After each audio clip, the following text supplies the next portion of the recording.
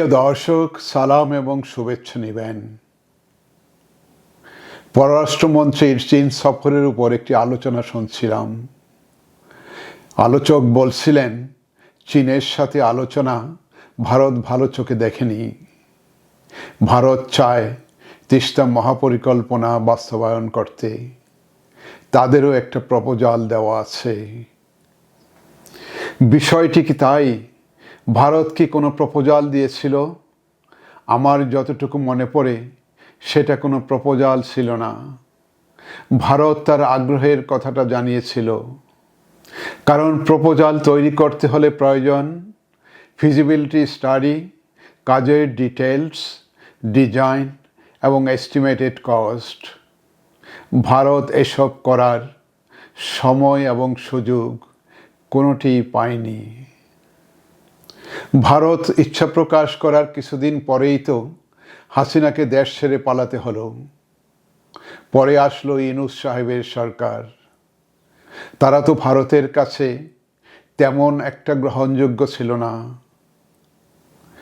Bharat proposal তৈরির সুযোগ পেল কোত্থেকে?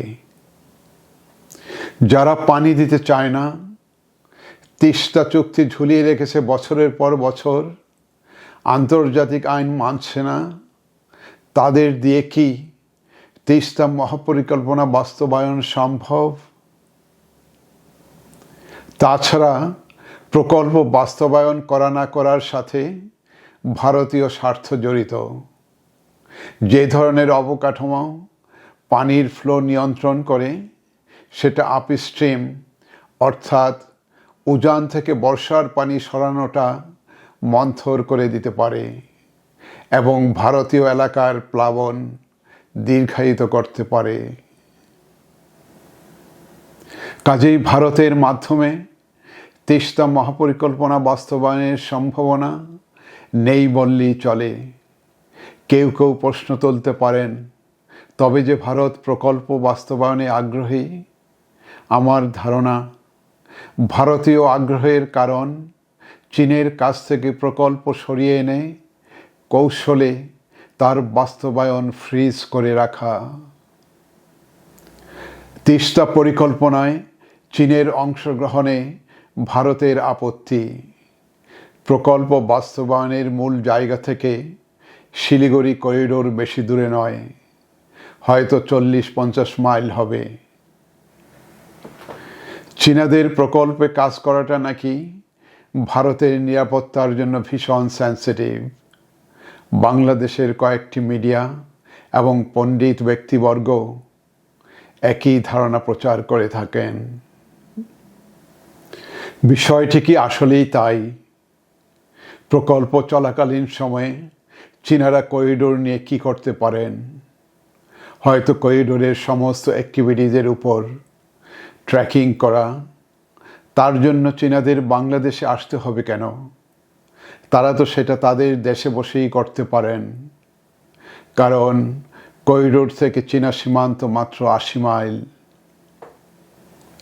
এই টেকনোলজির যুগে, যেখানে পৃথিবীর যে কোনো প্রান্তে ছোটোখাটো বস্তুর গতিবিধিও ট্র্যাকিং করা যায়, সেখানে 80 মাইল দূর থেকে পারবে না, সেটা কিভাবে হয়?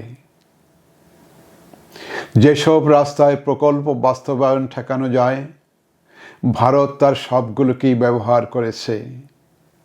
প্রথম দিকে তারা জাতীয় নিরাপত্তা ও কৌশলগত স্বার্থের অজুহাত তুলে চাপ দিয়েছে। অতঃপর নিজেরা করবে বলে কৌশলে ফ্রিজ করে রাখার চিন্তা করছে। চীনের পক্ষ থেকে ফিজিবিলিটি স্টাডি করে $1 বিলিয়ন একটি প্রপোজাল সাবমিট করা হয়েছিল।